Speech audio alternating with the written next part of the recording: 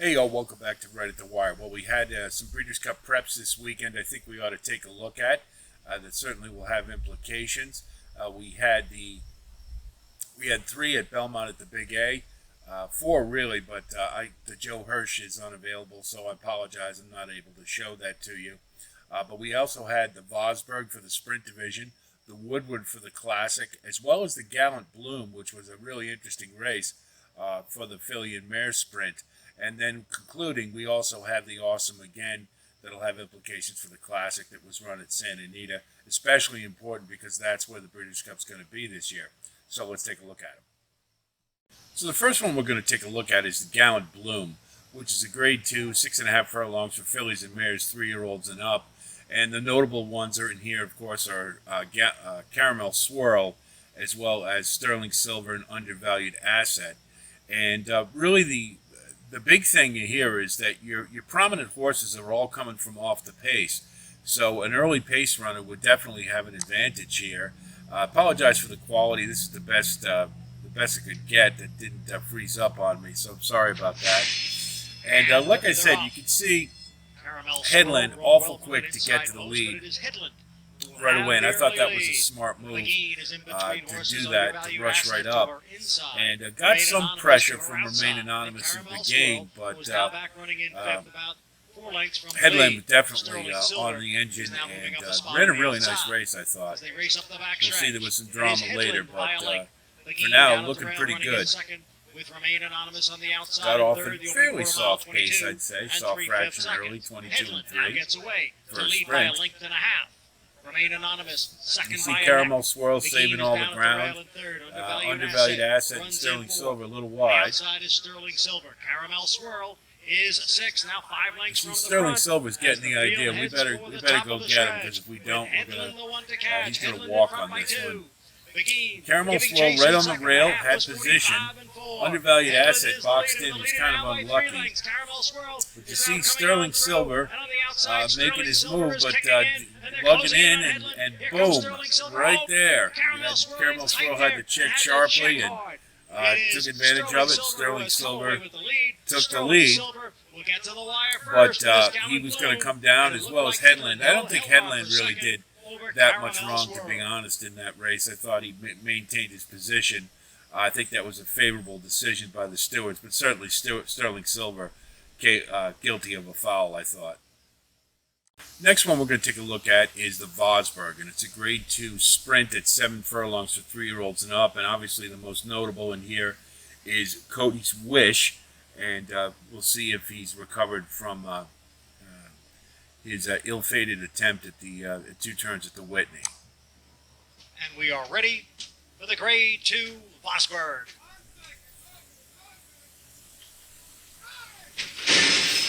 And they're off. You see Cody's Wish a little slow to get going, but Creative right to the lead. And this is an up-and-coming horse. He looked pretty good at Saratoga. And is racing in second. Sheriff Bianco. Thought he ran a really good race here on the lead. Certainly a place to be when you got Cody's Wish coming from behind. You don't want to try to build a lead if you can. But I thought it was really nice to see here is the tactical speed that Cody's Wish showed here, getting up right off of Creative early, as opposed to making his big one run that he normally does. So a new dimension, what I thought was should have good implications later on, I think, in the Breeders' Cup. Races midway on the turn with a Creative just going along pretty easily. The big favorite Cody's Wish. And then the question is if he's good enough at this point. Then Cowan in the red Nobody else blinkers, really making too much headway. This was not the greatest of fields, I'll say. Kind of a glorified Grade 2, but Cody's Wish meets him in the eye. For the lead. Great Navigator is down at the rail. It's 3 of them across. It's Cody's Wish and a very tough Accretive who continues to battle on as they hit the 16th hole. Accretive ran a really nice race to stay second for sure, but definitely the class went out here. Back to winning today in the Vosburgh. Next one we're going to take a look at is the Woodward Stakes, and the 2 notables to pay attention to, of course, are Zandon and Charge It. But there were a couple others in here that maybe are on the outskirts of the Classic, but important to take a look at, nonetheless, assess their chances. So let's see what happened. A little jostling in the gate early, you see. And they're off. You see O'Connor was fairly slow to get going, and as expected, Pipeline, Film Star, right to the top. A good start for What Pipeline, they do. who was out first. Film Star on the outside, running in second. You see Charge It with good position. Bit in between horses. And Number 2, Zandon right about mid-pack. Is Charge It. And as they go around Charge It the had to take back a little turn, bit there. And Zandon was in tight as well. So a little bit of rough riding and bumpiness going around that clubhouse turn and heading for the backstretch with Pipeline. You see Pipeline leader. Film Star got the is lead. next in second. Right on his throat, and latches then comes Film Professor. Star. Down at the rail is Charge It on the outside. Film Is Star, Tyson nice hard-knocking Zandon is now horse, settled but down, racing in not sure sixth, he's a followed great at by stakes Costa horse, Terra but he in ran a nice seventh, one in here. and trailing the field at the back of the pack, way back, is O'Connor. Quarter 1 in 23 and 2, the half mile in 46 and 3/5 seconds. So it is a Pipeline, the leader here by a length and a quarter, with Film Star second by a length and a quarter. Back, and then it's the Charge duo It's in pretty of good Professor position here. And Charge It, they're right together, third and fourth. But Tyson you in see, the clear on the kind of outside, riding runs in him fifth. pretty Then hard comes to get Zandon going. in That sixth, seems is to be being the asked MO more for him. now, as the field races And, midway on the turn. It's Pipeline and Film Star. Now the two of them are right together. They've got 2 lengths on Law Professor in third. You see Charge It down here. the He's rail, got runs really in no fourth. excuses. Tyson He's in being really good asked for more. position. Zandon is alongside and will and need some he's got racing a way room as they hit open the right top of the there. stretch. 3/4 and 10 And and he chose 2. to take him It was out, Film and Star who has he come really away with the kind of lead. flattened out Law from there. Really Professor, didn't Zandon on the keep outside going. with Tyson. Charge It see looking for a Zandon's way got all through. the Zandon momentum. is now kicking in. Here comes Zandon And on for the once, outside. he finally and Zandon is taking the able lead to win in a deep race stretch. without And Zandon getting is gonna beat. get his It brings grade it two every time. I victory think he here had a in field the in his Woodward favor as here. He pulls away at the And end. Zandon by really 4.5 nice, solid, lengths. decisive Film Star win. held second, and Law Professor was third. You'd have to say Charge It was a fair disappointment. Last one we're going to look at is the Awesome Again run out at Santa Anita, and this one was notable in that I thought a lot of the horses in this race were vulnerable. A lot of them were in kind of iffy form coming into this race, with the exception of perhaps Slow Down Andy. He brings it every time. He's a real honest horse, and I think that was proven out here, as you'll see. But it's hard to get a feel for if it was Slow Down Andy being that good or the others were just not firing. So I think that's important to note when looking at this race as we go forward to the Breeders' Cup. So let's see what happened here.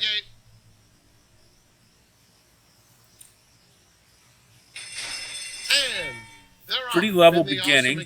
A little bit of traffic there early, but nothing major. And Slow Down Andy going right to the lead. And I think this was important, especially when you consider early speed was really controlling throughout the day. And a lot of it had to do with the fact that the track was muddy early. They took the races, the turf races off, except for the last one. Did so 5 minutes right before post time. I tweeted about this, so I thought that was kind of a bullshit move on Santa Anita's part. Not like them to do something like that. But anyway, you see my ill-fated long shot, Celestial Moon. I thought the fact that a lot of them were vulnerable, and he was coming to the race pretty good form, would help his chances. But and he was looking pretty good here for a while, but just couldn't hang in there, didn't fire. You see Slow Down Andy just easy as can be, right on the front end, and defunded, rating right off him. National Treasure making a little bit of a move like he always seems to do when he rates, but then there's not much after that. He just sort of flattens out. And really, at this point, defunded another one who looked like he was going to capitalize and take the race over, and he just couldn't get there. You see the whips out on him before they even hit the turn. And at this point, it kind of became a merry-go-round race. Senior Buscador made his customary move from off the pace, and Skinner did as well, but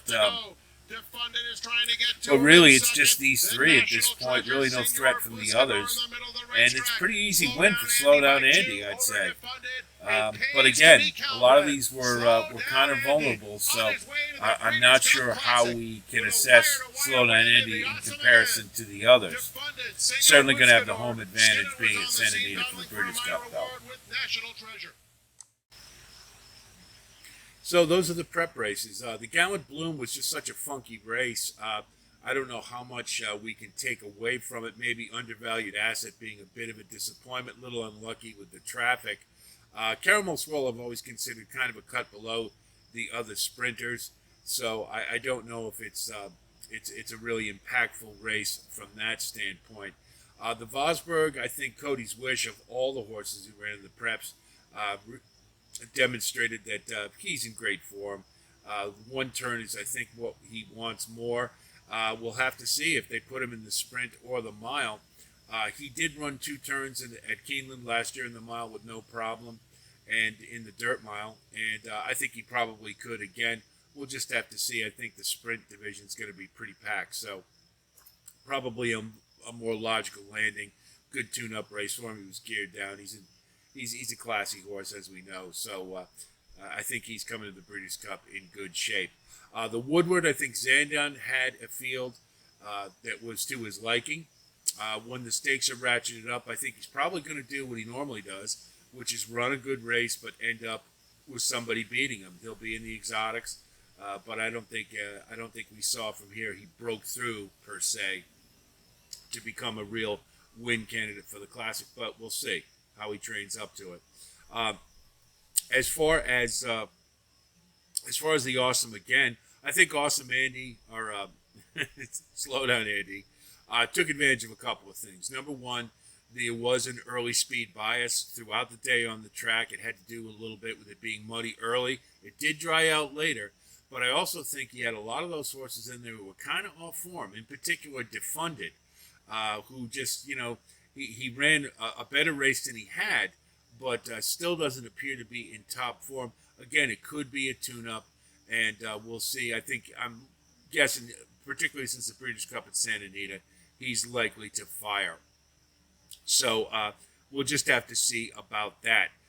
So I'm just not sure what we can gather from these races. If they told us a whole lot, except that, Cody's Wish, Zandon, and Slow Down Andy are all coming to the Breeders' Cup in good form, and then we'll just see how they do.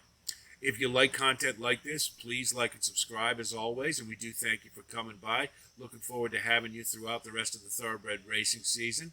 That's it for today. I'll talk to you soon. We'll have postings later this week, so be on the lookout for those.